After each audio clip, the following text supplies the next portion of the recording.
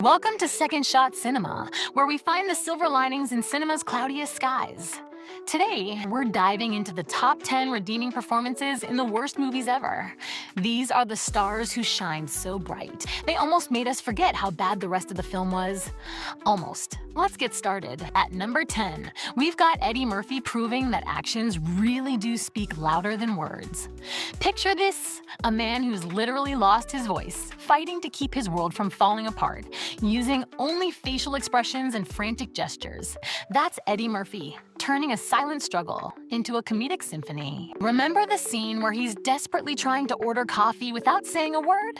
Pure pantomime genius. You feel his frustration, his panic, and yet you can't help but laugh. Or when he's in a meeting and everything's going wrong. It's like watching a silent film star in a modern-day disaster.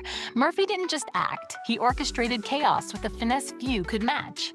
Coming in at 9, we dive deep, literally, with Halle Berry in Dark Tide. Now, imagine being face-to-face with a great white shark, and your only weapon is Halle Berry's sheer determination. That's what this film gives us. Forget the flimsy plot. Berry commands every underwater scene, with enough intensity to make you hold your breath.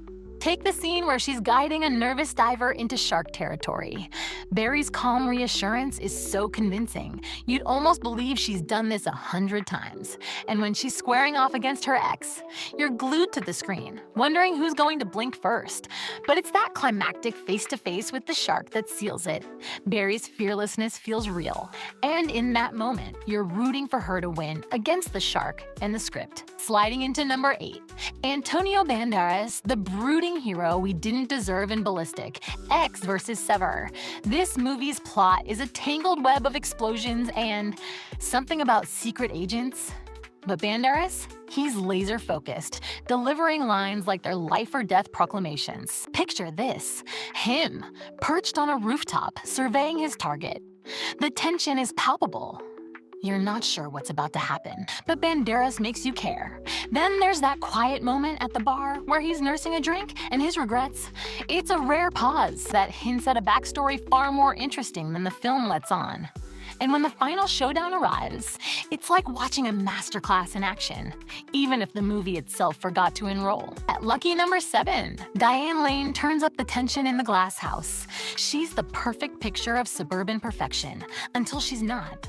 Lane takes the archetype of the sinister guardian and gives it layers you didn't see coming. There's a dinner scene where her facade starts to crack. She flashes a smile. It's just a little too wide, a little too forced. You're not sure whether to feel comforted or terrified. Then there's that scene where she corners the kids in the house. Her voice stays calm, but her eyes say, run. And that final moment when her true motives are revealed, it's Diane Lane at her most chilling, owning the screen even as the script stumbles. Number 6 is Jennifer Lopez in the infamous Giggly. Let's be honest, Giggly is like the cinematic equivalent of a bad first date. But Lopez? She's the charming, confident person you'd give a second chance to. Take her monologue about self-worth. In a movie filled with awkward dialogue, Lopez delivers it with such conviction. You're almost convinced the script is better than it is. Then there's the sparring match with Ben Affleck, a scene that's equal parts flirty and fiery. And let's not forget her calm confidence in the diner scene, where she commands the room without breaking a sweat. J.Lo didn't just survive Giggly, she thrived Giggly, she thrived. Cracking the top 5, we have Ben Kingsley in Blood Rain. Picture this, a vampire lord ruling with an iron fist in a world of B-movie chaos. Kingsley could have just phoned it in, but instead he delivers a performance that's all bite and no fluff. There's a scene in the throne room where he's calmly plotting his next move. Kingsley's presence is so commanding, you almost forget the questionable CGI in the background. When he coldly delivers a threat to his enemies, you believe every word. And in the final confrontation, Kingsley doesn't just chew the scenery, he turns it into a 5-star meal. Lucy Liu steals the spotlight at number 4, also from Ballistic, X vs. Sever. Liu's rogue agent is fierce, focused, and frankly, way too cool for this movie. Imagine Liu taking down a room full of enemies with nothing but precision and poise. Her combat scenes are so fluid you'd swear she was the real deal. Then there's a quiet moment in her hideout where she's patching up a wound, a rare glimpse of vulnerability that makes you root for her even more. And the final takedown? Lou delivers it with a mic drop level of swagger. Coming in hot at number 3 is John Travolta in Look Who's Talking Now. Yes, it's a movie about talking dogs, but Travolta's charm makes you forget how ridiculous that sounds. There's a scene where Travolta is trying to keep up with the chaos of his kids, the dogs, and a work crisis. His comedic timing is impeccable, turning slapstick into an art form. Then there's the heart-to-heart moment with his daughter, where he reminds us why he's a great dad, both on and off screen.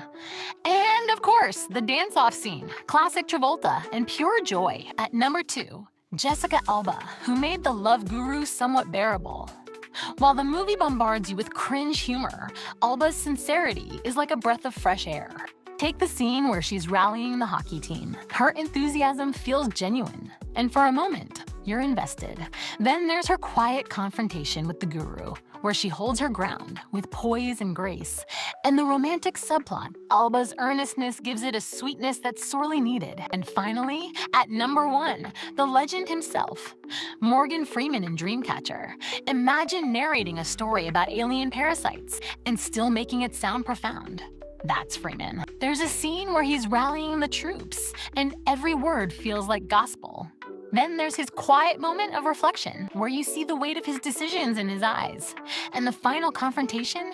Freeman brings so much gravitas. He makes the ridiculous feel almost Shakespearean. And there you have it, our top 10 redeeming performances in the worst movies ever.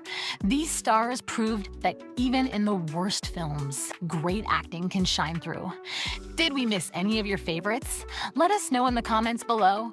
Don't forget to like, subscribe, and hit that bell so you never miss a moment of second shot cinema. Till next time, keep finding those silver linings.